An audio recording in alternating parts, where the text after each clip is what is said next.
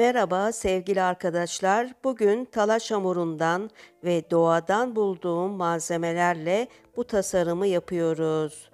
Yan evdeki inşaat işleriyle uğraşıyorum şu sıralarda. Kesilen ahşaplardan biriken talaşları değerlendirmek çok hoşuma gitti. Sizler de kolaylıkla marangozlardan, sanayiden bu talaş tozunu bulabilirsiniz.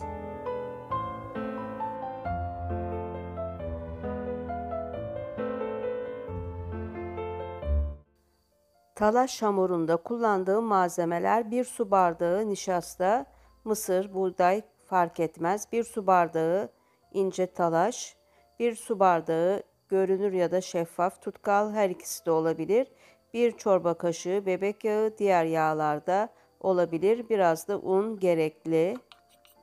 Sırasıyla bütün malzemeleri kaba aktardım, biraz ayırarak. Tutkalın tamamını boşalttım ve güzelce karıştırarak hamurumu yoğurmaya başladım. Kanalımda bununla ilgili birçok içerik var. Linklerini açıklamalar kısmına ve sağ üst köşeye ekliyorum. O videolara da göz atınız derim. Geri kalanları da ilave edip tezgaha almış olduğum bu talaş hamurunu güzelce gördüğünüz şekilde yoğurmaya devam ediyorum. Temizlik şart. Biraz un, biraz daha talaş ilave ederek hamuru sertleştirdim. Şayet hamur sert ise tutkal ile yumuşatabilirsiniz. Son olarak bir çorba kaşığı bebek yağı ilave ettim. Normal yağlar da olabilir. Sert bir hamur elde edelim. Kurumaması için poşete kaldırdım. Bu kapu süsü için önce kalıplardan bahsedelim. Sert bir kartona bu ölçülerde kuş evi kalıbını çıkardım. Yapraklar içinde kalbe benzeyen bu çizimleri yaptım. Ekran görüntüsü alabilirsiniz.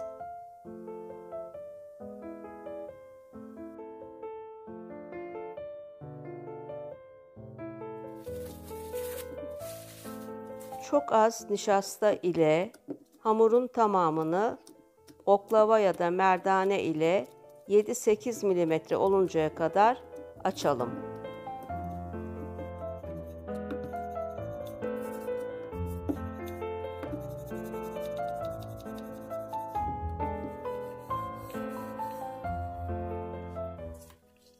Kalıbımızı önce yerleştirip hafifçe çizelim.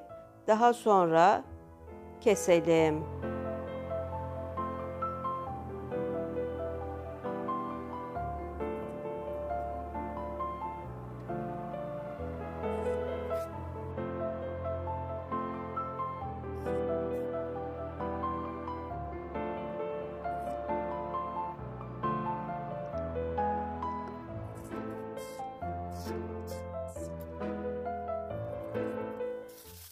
Hamurun kalınlığı 8-9 milimetre. Kenarlarını düzledim. Nemli bir bez ile sildim. Su şişemin kapağını kalıp olarak kullandım. 4,5 santim çapında.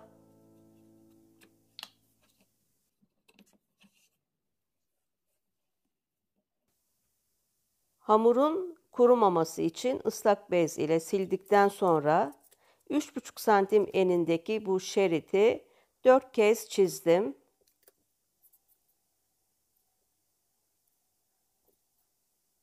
Buraları tahta olarak işleyip boyayacağız. Cetvelin uç kısmıyla da çizdiğim yerleri derinleştirdim. 4 tane tahtamız var. Tekrar ıslak bez ile sildim ve kalem ucu ile arkasıyla ahşap görünümü vermeye başladım. Falçata ucu ile de tahta çizgileri oluşturuyorum. Gördüğünüz şekilde.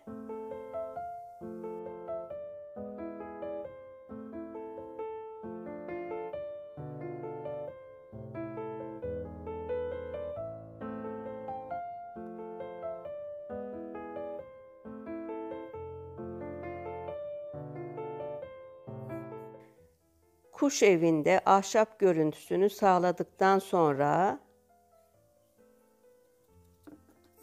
şimdi de yaprakları çalışalım. Bir parça hamuru nişasta ile açtım. 3-4 milimetre kalınlığında ve sırasıyla kalıpları üzerine yerleştirip çizip makas ile kestim.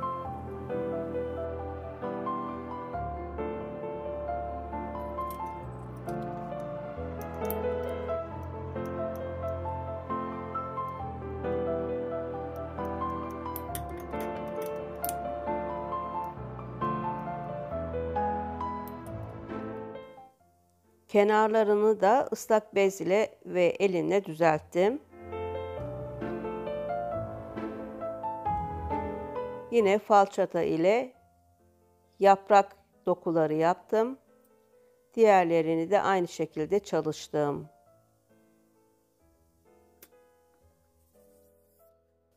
Talaş, seramik ve kağıt hamuru çalışmasını çok seviyorum.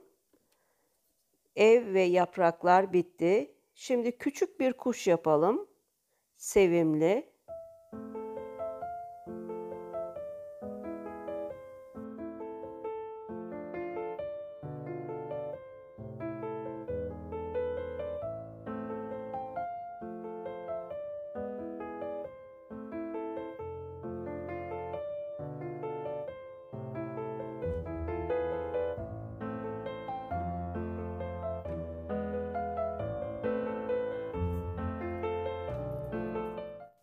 Minik bir gagası.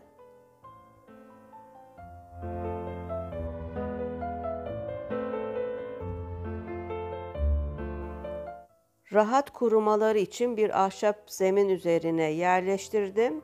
Arada ters yüz edip daha kolay kurumasını sağladım. Onlar kuruya dursun. Şimdi küçük minik yuvarlaklar yapacağım.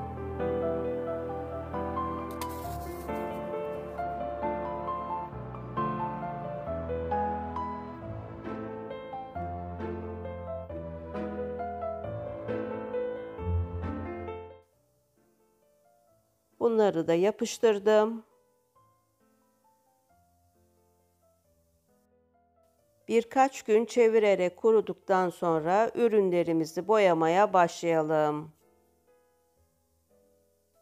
Kadense su bazlı akrilik boyalar kullandım. Renkler bunlar. Beyaz, hardal sarısı ve kahverengiyi karıştırarak yaprakların kuş evinin arkasını birkaç kez boyadım.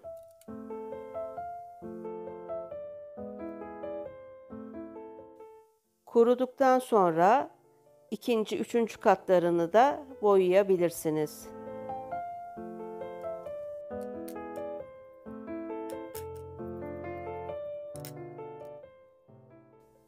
Arka kısımlar kuruyunca sadece yaprakları 2-3 kez ön kısımlarını da boyadım. Kuruyunca yan kenarlarını kahverengi ile geçtim.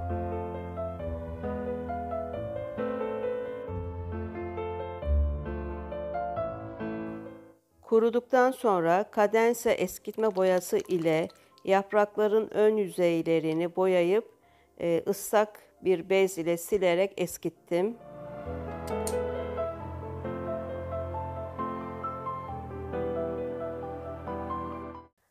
Boya kurumadan hemen silmek gerekir.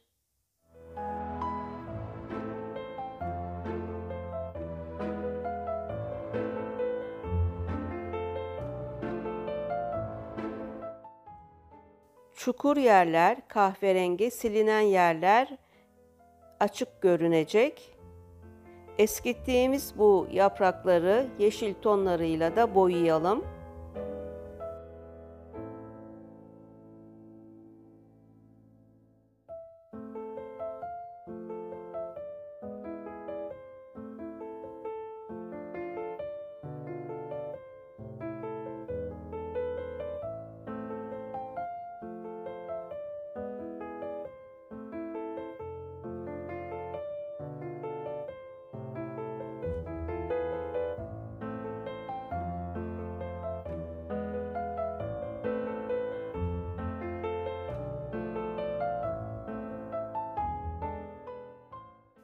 Yapraklar bir harika oldu bence.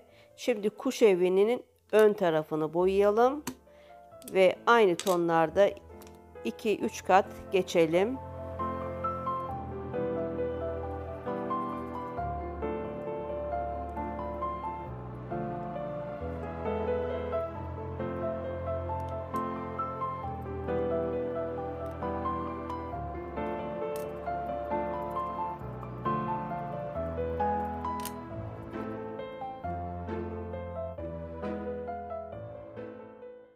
Yapraklardaki gibi eskitme yapalım.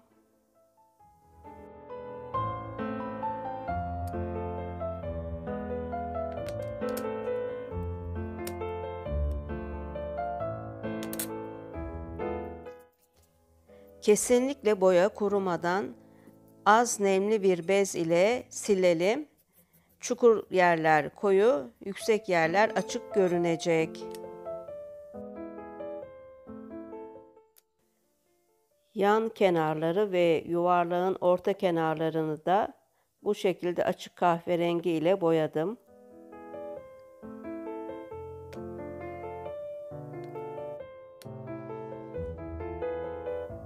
Sonra içinden geldiğince doğaçlama ahşabın üzerinde renklendirme yaptım.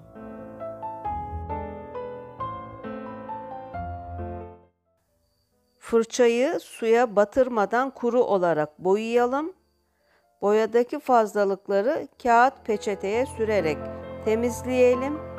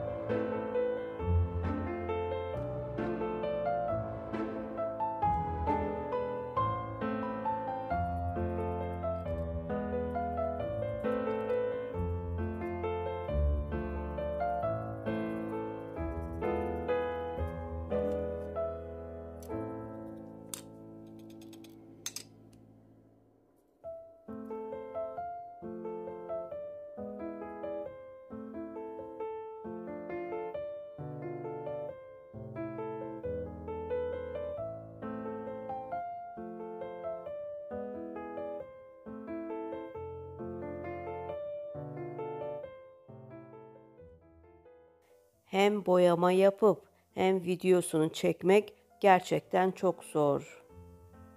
Ama görünüşü güzel oldu.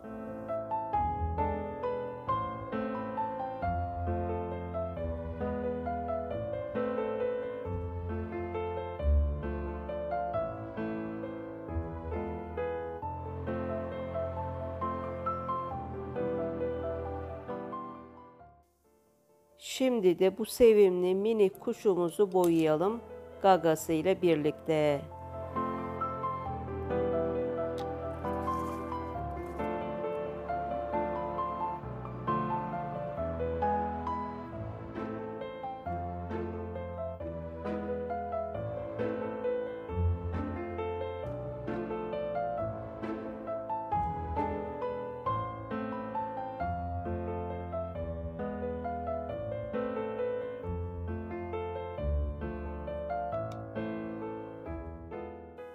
Bu minik yuvarlakları da kırmızı hardal sarısıyla boyadım.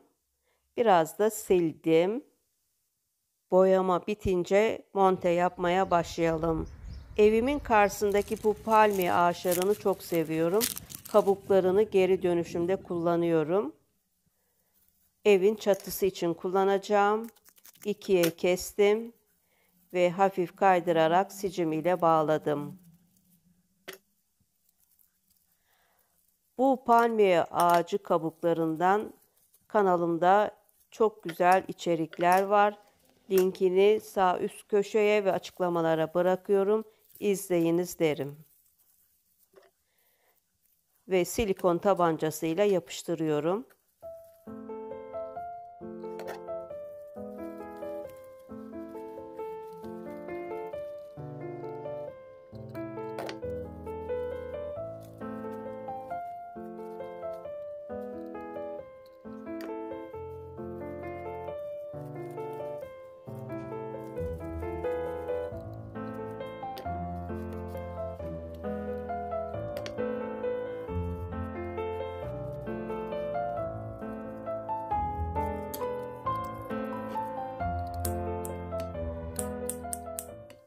fazlalıklarını kestim.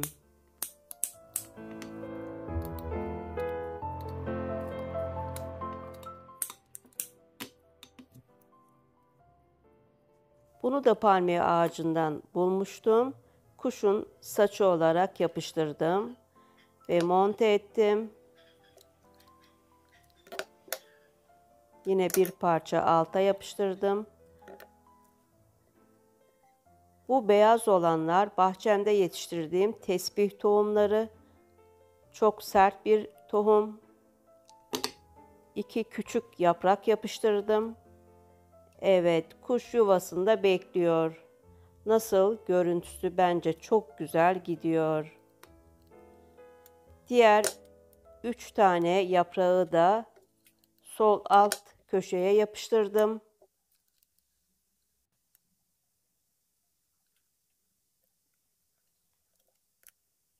Bu harfleri İzmir Kemeraltı'ndan satın aldım. CNC kesim. Bunları da silikon tabancasıyla yapıştırdım. Kuş evine ve kendi evimize nazar değmesin. Cam nazar boncuğunu sicim ile bağlayıp bu kısma yapıştırdım.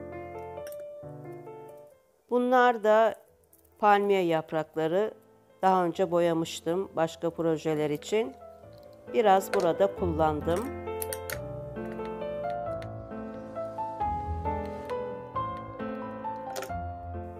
Yine satın aldığım bu kalbi de yapıştırdım.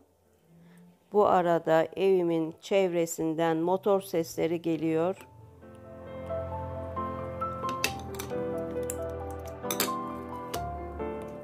Şimdi kuşun gözlerini de yapalım. Önce beyaz ile boyadım.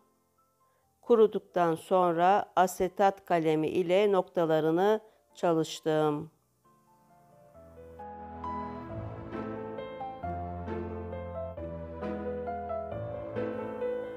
Son olarak su bazlı taş vernik ile 1-2 kat boyadım.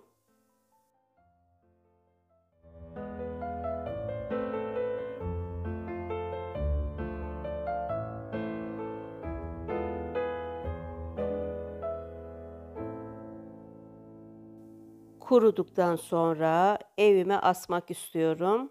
Asetat S kalemi ile Hatice ve Faruk yazdım. Çok güzel oldu. Ben çok beğendim. Talaş hamurundan yapıldığına kimse inanamayacak. Arka kısmını koyu renkte boyayabiliriz. Kanalımda bunun gibi çok sevimli projeler var. Henüz abone olmadıysanız abone olabilir, çıkan bildirim ziline basarak paylaştığım içeriklerden öncelikle siz haberdar olabilirsiniz. Bir de yorum yazarsanız çok mutlu olurum. Mutfak kapıma da çok yakıştı. Mutfak yazısı da yazılabilir.